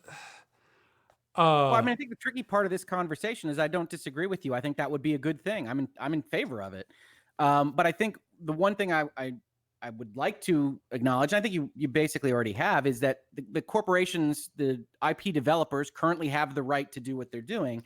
And so I think you're doing the right thing to advocate, well, I think it's a de minimis reduction in their rights, but it has to be acknowledged that it is a reduction in their rights. And I'm not necessarily entirely in agreement that it's a de minimis, that it's nothing that's being removed, because I do think you will have an impact on future plan making if they have to meet certain other obligations that they wouldn't otherwise be making because there's a legal. Oh, and you mentioned small companies. Look, the smallest companies are not doing games as a service. You need a certain amount of money to get off the ground with that sort of thing. If you're just scraping by out of your garage, you're releasing a game, they don't need you to run the server, or it's... But I think you can agree it's going to be whatever amount it is, it's going to be a little bit more. And in particular, it's going to be a little bit more because the only real way to kind of penalize or punish people for not doing what you're advocating is to sue them. And so that's just a marginal increase in business insurance, a marginal increase in potential liability. And it's going to dissuade, let's not say it's the 3 people in the garage, it's the 15-person company. People are going to say, okay, maybe we don't go that direction because it's a little too hot. It's not very convincing argument to me when I've talked to too many developers on this, man. And that's fine. That's the problem. I've talked to conversation, and that's okay. So I think it's important to note that when you do change regulations, when you add obligations, things are marginally more expensive, and that is going to have negative effects. You can say, hey, Rick, they're going to be minimum negative effects. And I can say, okay, that's fine. I think we're guessing as to what those effects would be, but it's worthwhile to at least work through the thought experiment of what they might be, because whenever you're advocating change like this, it does change things that you maybe weren't expecting. It's just hard for me to buy a game that takes thousands of hours to make, spending an hour or two wrapping it up. Yeah, that changes everything. Well, but that's why I asked why they're not doing it already. And I think because there is that absolute, because there are those minimal advantages. It's. That's still an extra hour or two. Hey, that's they bought still those advantages under the Copyright Act by making the intellectual property. You don't have a right to their stuff, and so you're going to ask for an extra right. And I think that's okay. Well, see, here we're getting on the definitions again. That's why I'm going to look into this in other countries. You say, I don't have a right to their stuff. Right. However, I paid for a game. Now, we can argue, of course, there's a million qualifiers on that, but can you understand the perspective? Do they have the right to remove what I paid for? Yes, that seems nailed shut in the U.S., that's simply not how it's defined. But right, you paid for a license. You paid for permission to access their concert venue, and they're no longer playing anymore.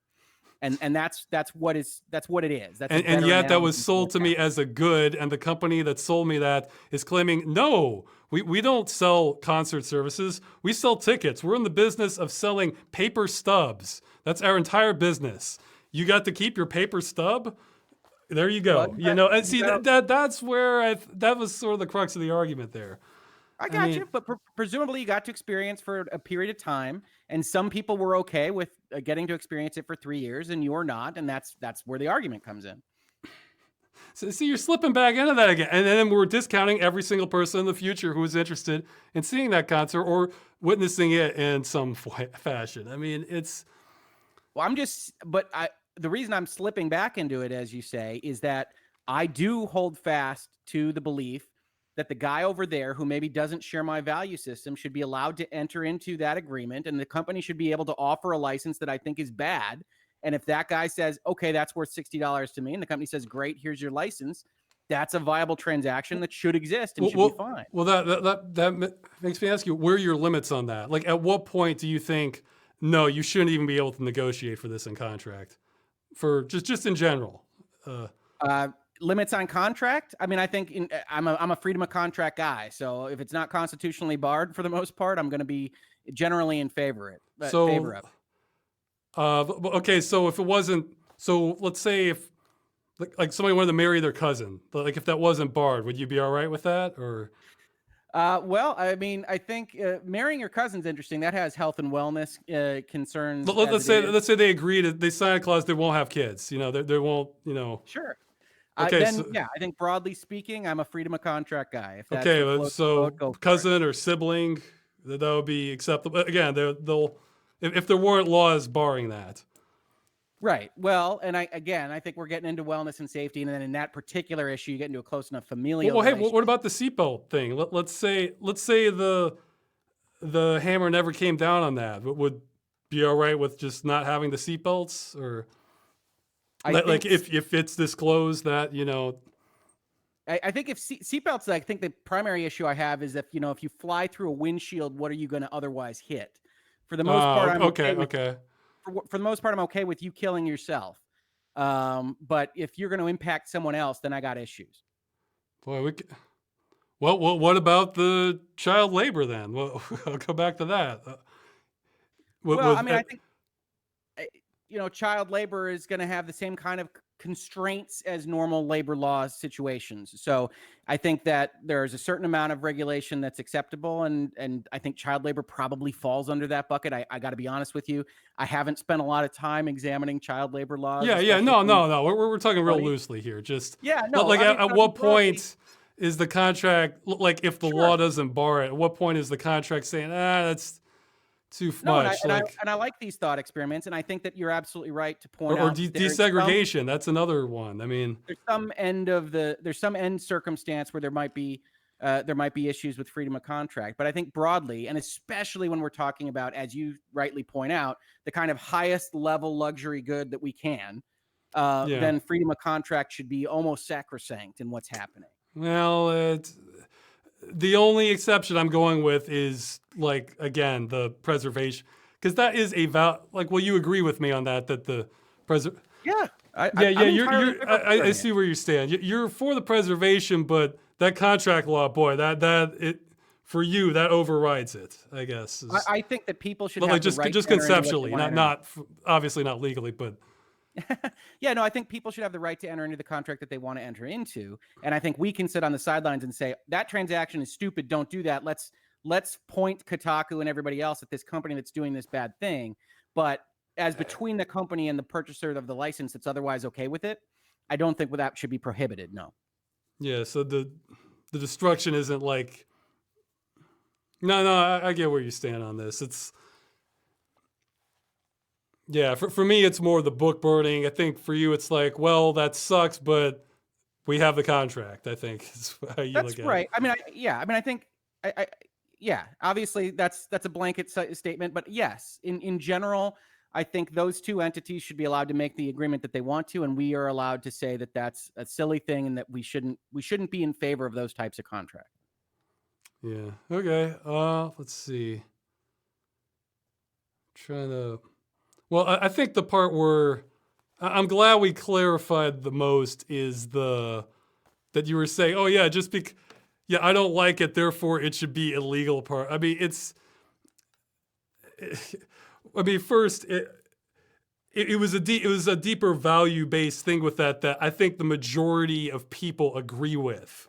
You know, if I was the only person who thought this way, or just a small minority, I wouldn't be pushing it, because I realized, oh, this is, you know, I'm outmanned here. This is not the society I live in, you know?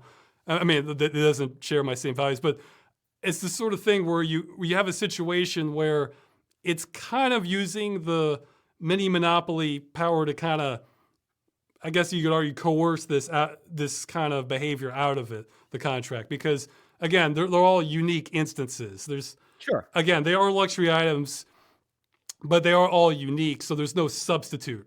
There's no true substitute for this, like there would be. That's right. With a Days toaster. Gone is not The Last of Us, as much as it might wish it were. Right, exactly. So, yeah, and I certainly don't take I don't like it, therefore it should be a legal stance. However, I've grown up with, in many other aspects of law, if you try to pull like the same extremely similar behavior, it would be found illegal, I think.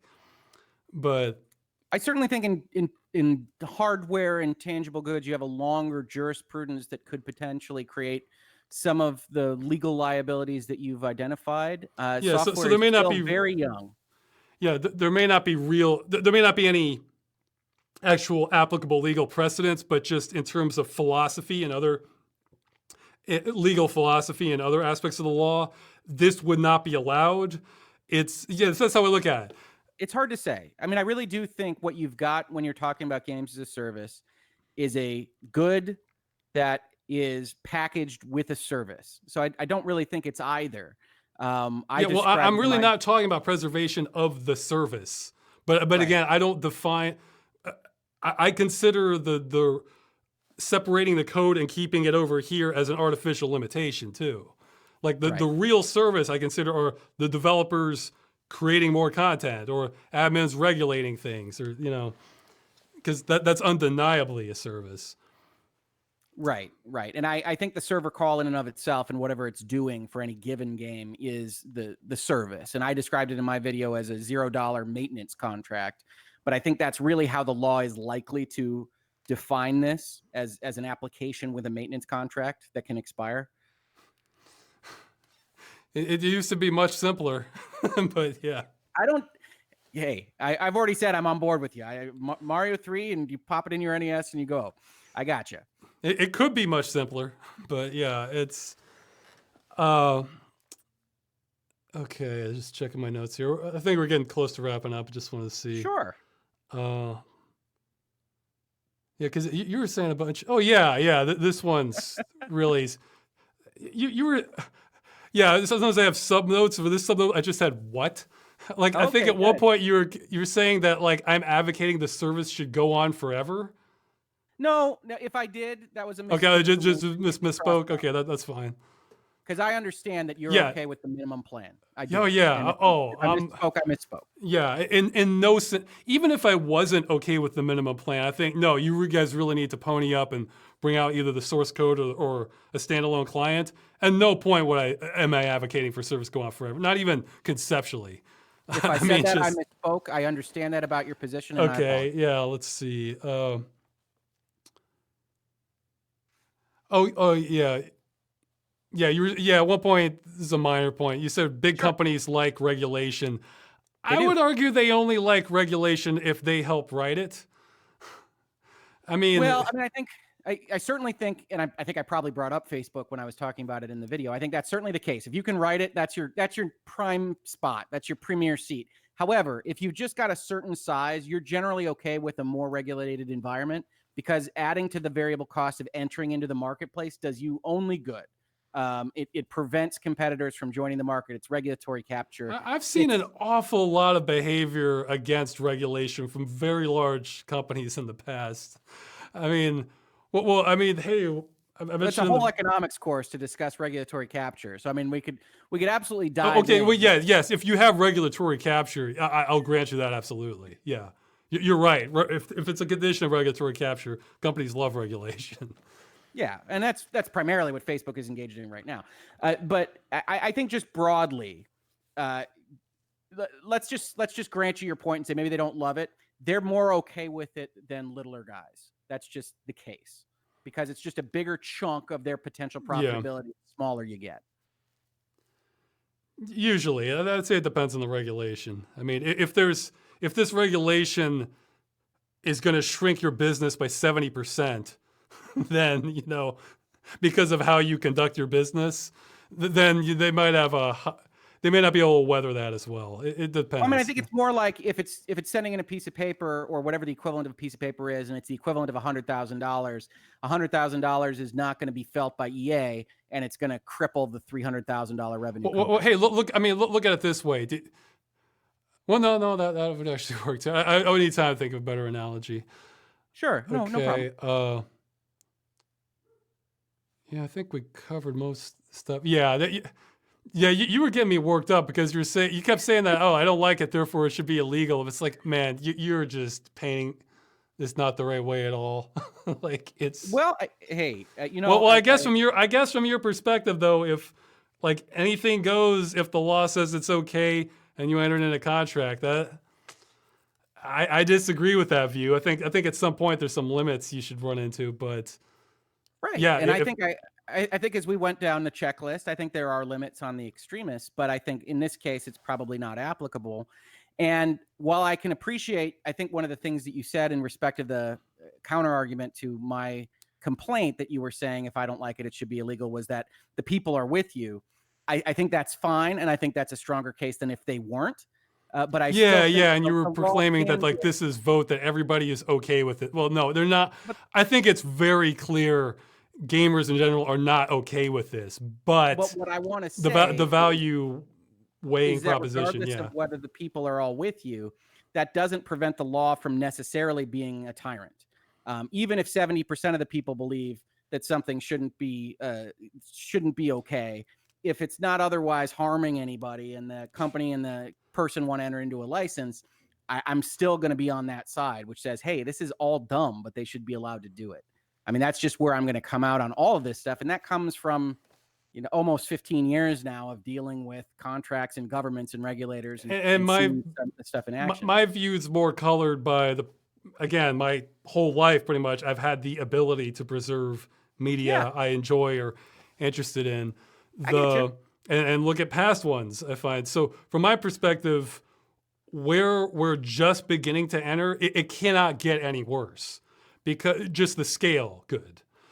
Because again, streaming only exclusive games, there is no preservation of that. Even many of games as a service now, they're not going to get preserved in any fashion, no matter how hard the people want them to, because the countermeasures are too effective. But the counterfactual to that is Google making any games at all if they can't stream them? And do those exclusive games exist in the reality where Stadia doesn't exist, period? Right? So we don't know that alternative universe. I'm not pretending that you could know that either. Well, I like to apply the Rip Van Winkle test. You know, you buy your game and your hardware that's required to run it, and let's just keep it perfectly preserved fall asleep for 20 years. When you wake up, can you run that game? See, from that perspective, you say, oh, this stuff may not have existed. Well, flash forward enough times, it's as well it did never exist. So from my viewpoint, there's no difference almost. But I think there is a difference for those 5 years or 10 years or whatever somebody got to enjoy it. I think it's perfectly fine to say preservation is the highest goal. But if we wound up agreeing that if Google can't push their infrastructure or their streaming or whatever it is they're doing with Stadia, that they wouldn't be making these games at all, the fact that it exists is worth exploring, is worth celebrating. And if we don't get it in 10 years, we still had the 10 years. Yeah, except we don't know it's 10 years, or if it's the 6 months or the. I'm saying that. Yeah, I get you, but I feel, well, it's obvious. I feel like the law is kind of wrong on this from the preservationist perspective, but. Sure, I understand that. Okay, let's see. Yeah, it was a real minor thing. I think you were saying, I don't know if the flock should be exempted. I thought it was pretty clear in that. No, I thought the flock should be, that was that game that they designed it to die. Like they said outright, yeah, the game dies after this happens.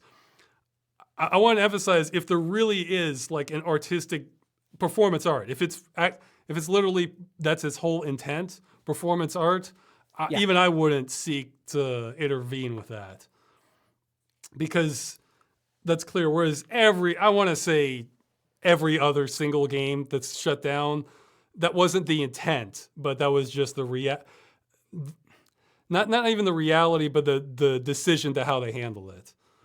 Sure. And I don't exactly recall the context of my comments, but I think they were probably in relation, in terms of that just kind of locution, about the fact that when you presented that, it was in the creativity section. And I think you had presented it as you weren't sure whether the flock should be exempted or not, but you would be okay with losing it if it wasn't exempted. Yeah, because I mean, I made, that's an example where, you know what, I disagree with this, but that's the artist's vision in this case. Yeah. In fact, actually somebody else corrected me. Apparently Anarchy Online, they were pretending to run it for 4 years and shut it down, but the response from the player base was so overwhelmingly negative against that idea that they backtracked it. So, I mean, this is a value, I think, that is present in the vast majority of gamers.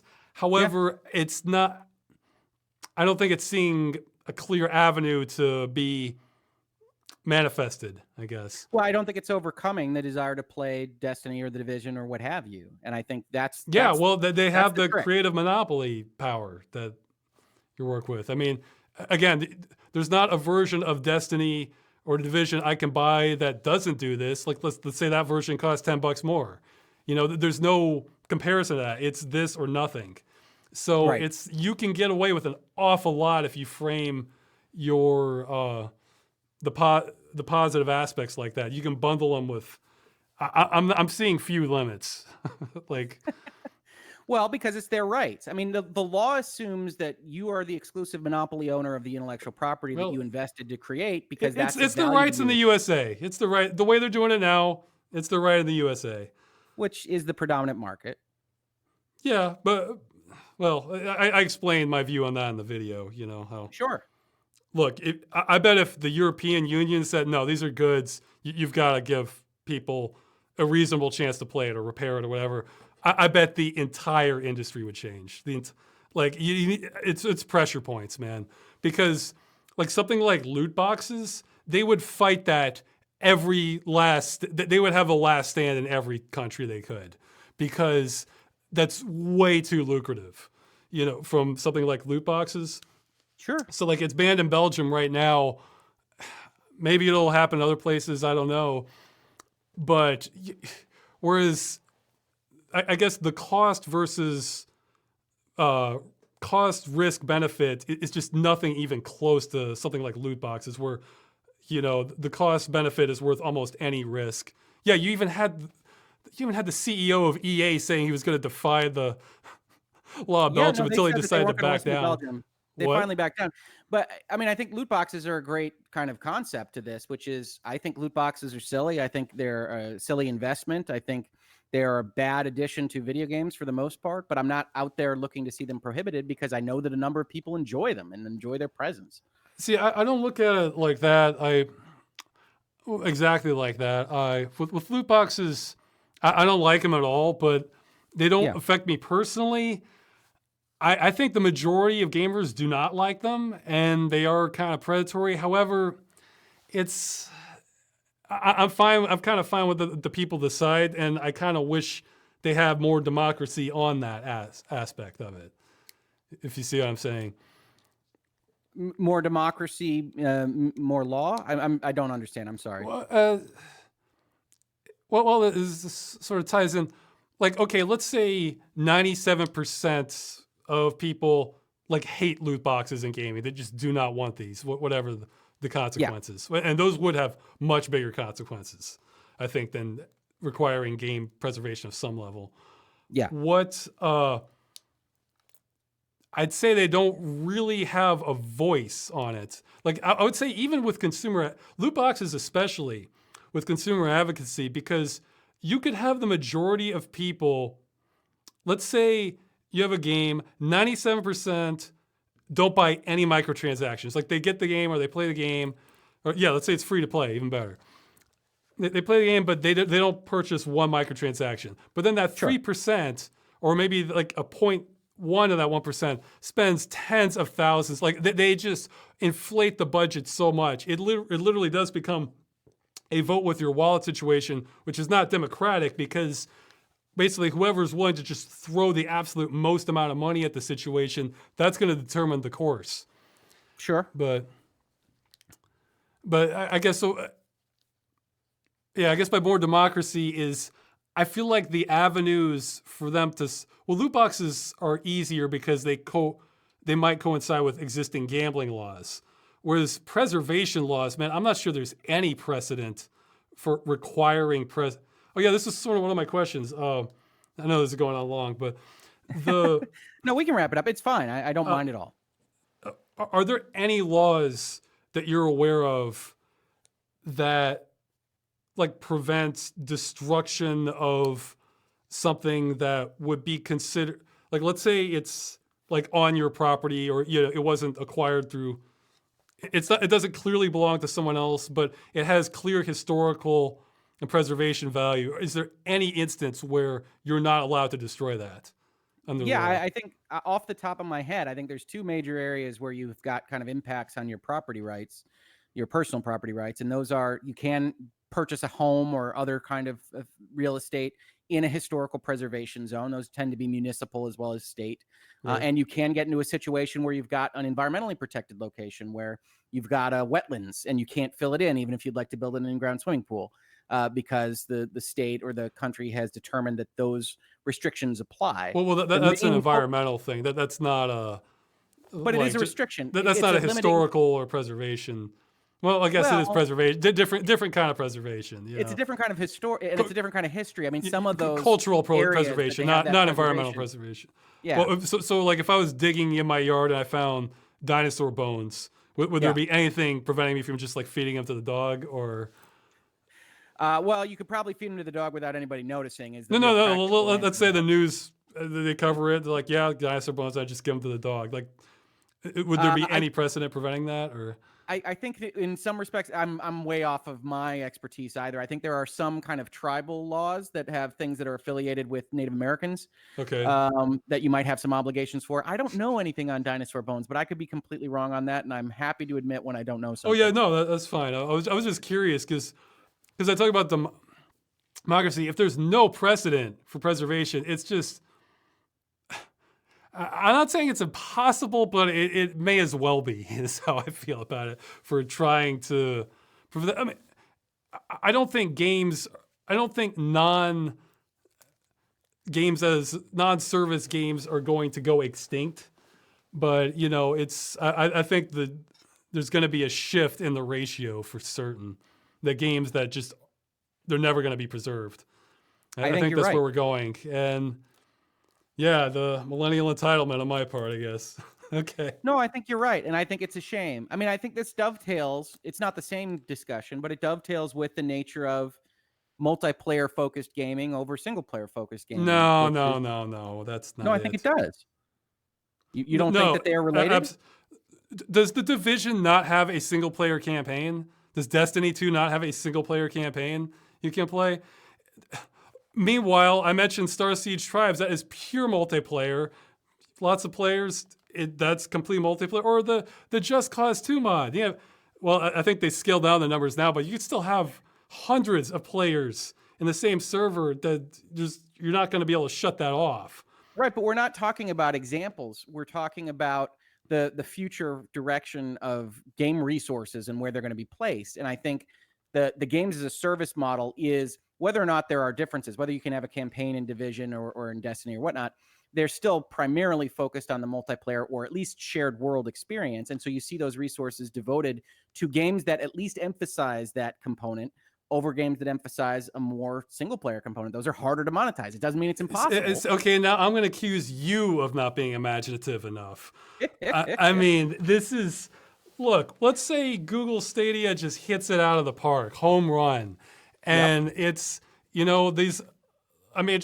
a scenario, a bunch of other companies fold. So it gets to the point where, yeah, you have other kind of indie titles, but you want to make a major single player game, you better release it through this streaming only service.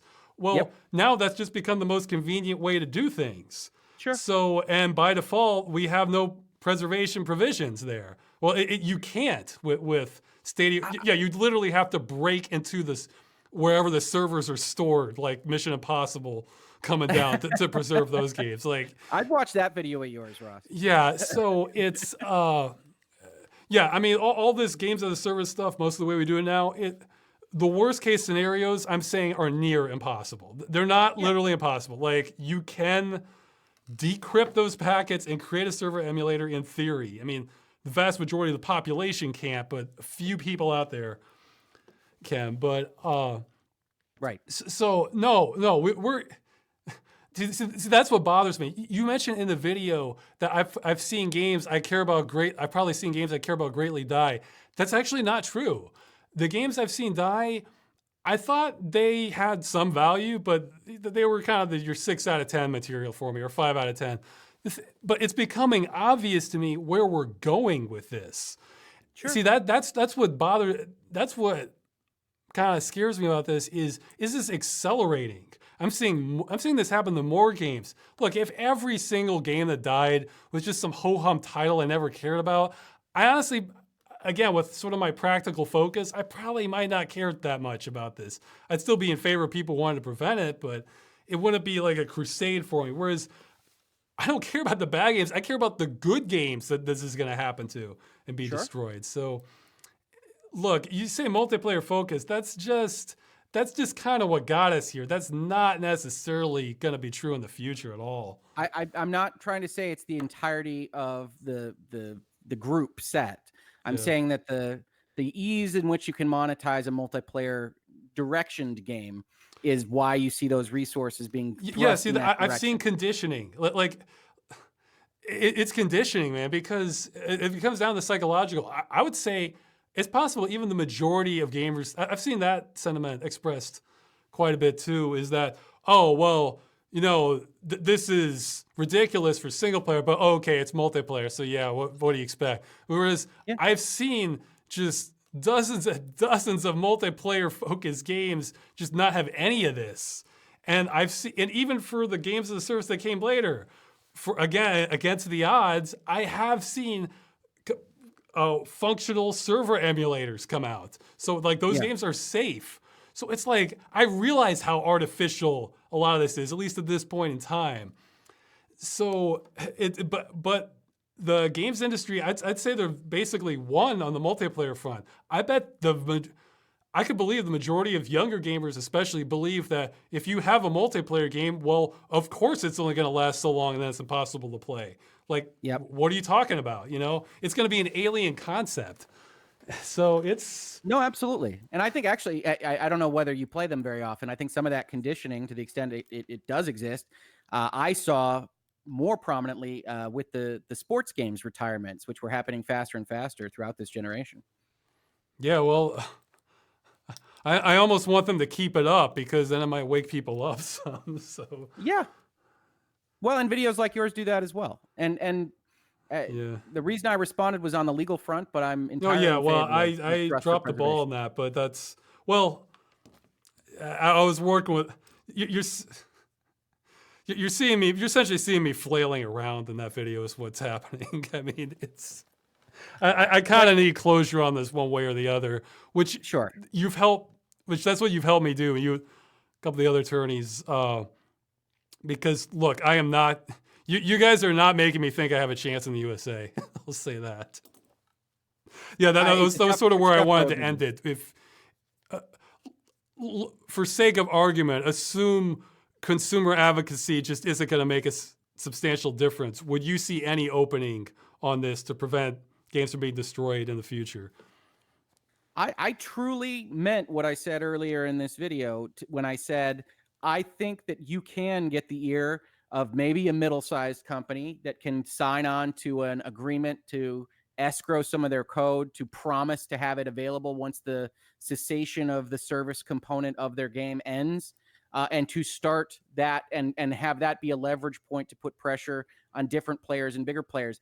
If it truly is as cost efficient as you suggest, and actually getting out even the de minimis plot, I think that you've got a chance of doing something like that. I really honestly do. And I work with big companies and I work with game developers on a fairly regular basis.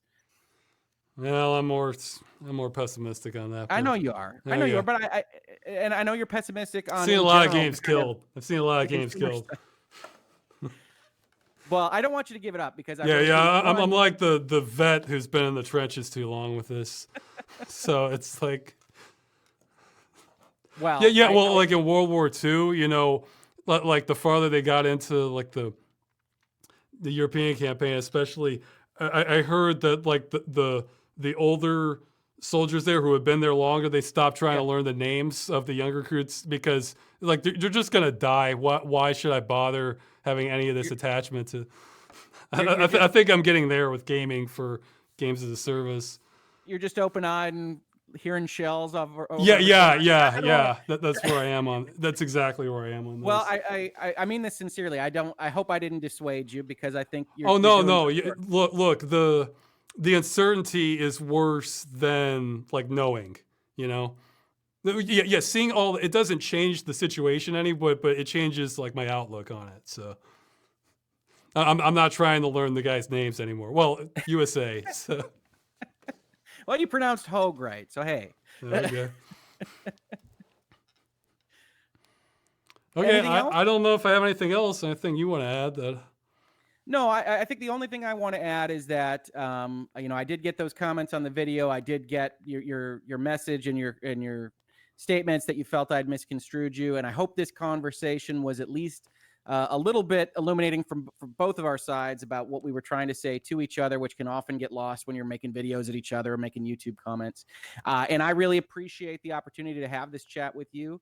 Sure. And I would be more than happy to be available to help or to otherwise converse with you on any of these points or other points whenever you need. I really did enjoy your video, and I'm glad we had the opportunity to have this conversation. Sure, thanks. And I'm getting pretty close to closing the book on USA, unless I get some new. We're at the point where, like, you probably run into this in law, where like this, barring any new findings, this case, you know how this case is going to go. But like, I'm sure there's been some like that, you know. Yes, I think it's exhausting your avenues of redress. Yeah, I mean, there's always that chance for new evidence, but without that, you're kind of seeing the light at the end of the tunnel there. Well, I meant it. I think preservation is important. I think it should be a continuing drum to beat. I just think the law is the wrong way of going about it. But otherwise, well, I'd rather be doing. I don't even want to be beating this drum. That's the problem. I feel drafted. So.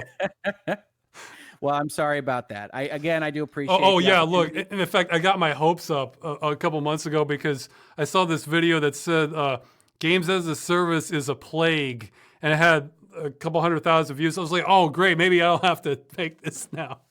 Yeah. But then no, they were talking about just the sort of like, oh, is this a they were looking at it more from like a game's quality perspective, which. Right. That doesn't even enter into my conversation. Fallout 76 and MMO, yeah. Yeah, that doesn't even enter into my conversation. Hey, I respect the rights of a company to make a bad game. No, and you get credit for that, absolutely. I think somewhere in your video you basically say I'm not talking about what the game actually is. So yeah. I'm not sure I mentioned that, but I didn't bring it up either. So it's, you know.